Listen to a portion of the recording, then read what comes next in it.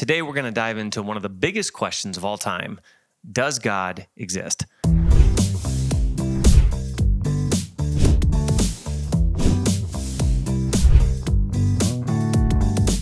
What's up, everybody? Welcome to Practical Theism. I'm Josh. Today we're going to dive into one of the biggest questions of all time.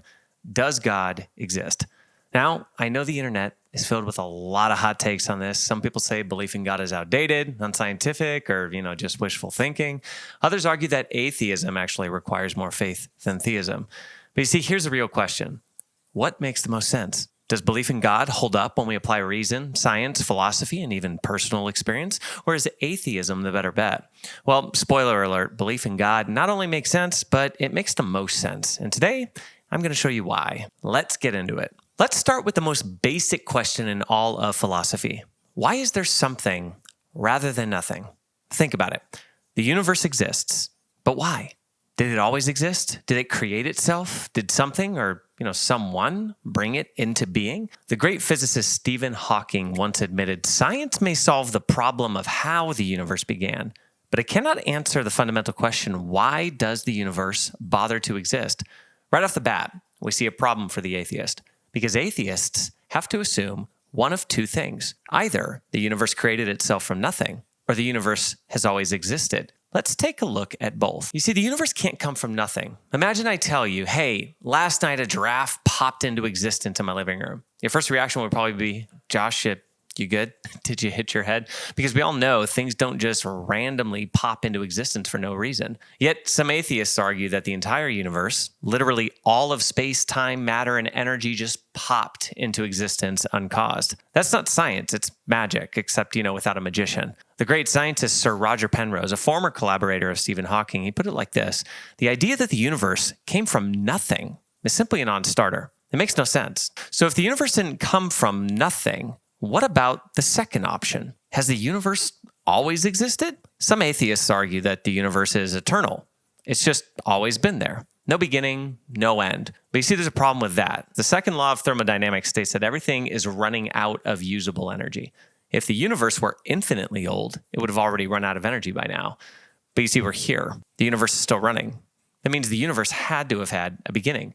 And this is backed up by modern cosmology as well. In the 20th century, scientists discovered that the universe is expanding, which means that if you rewind the clock, everything shrinks back to a single starting point, the Big Bang.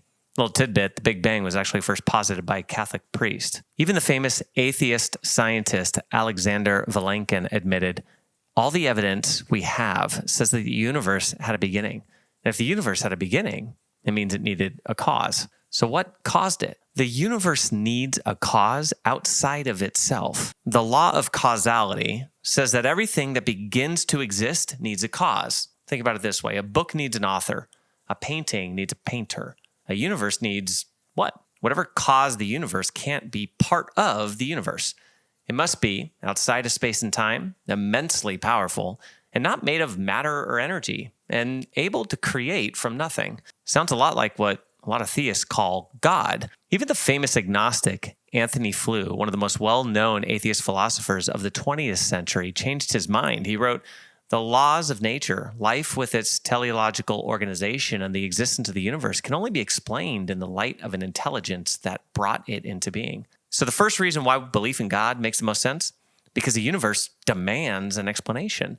And the best explanation is a creator. Okay, so let's say you still doubt God's existence. Let's look at something else. Now, reason number 2 we'll dig into is the fine-tuning of the universe. Scientists have discovered that the laws of physics are so precisely tuned that even the smallest change would make life impossible. An example of this, if gravity were just slightly stronger or weaker, planets wouldn't form.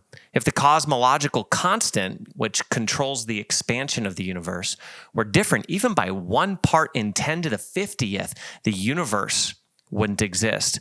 If the balance between protons and neutrons were just a little off, no atoms would form. The famous physicist Paul Davies said, the laws of physics appear to be the product of exceedingly ingenious design. In other words, the universe doesn't just exist, it exists in a way perfectly suited for life. Now you have 2 options here.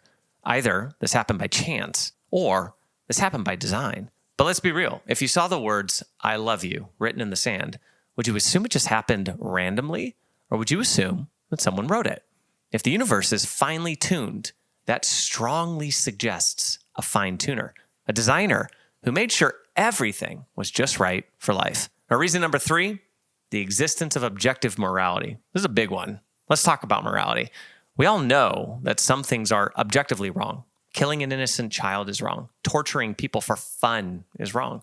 Betraying somebody who trusts you is wrong. But here's the problem for atheism. If there is no God, where do objective moral values come from? There's a few options here. Option 1, they come from human opinion.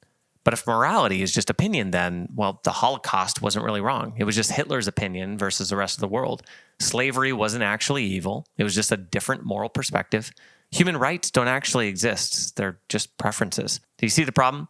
If morality is just an opinion, then nothing is truly right or wrong. It's just what people feel. It's relative. It's subjective. But we know that some things are truly evil. And if that's true, then morality must be based on something beyond human opinion.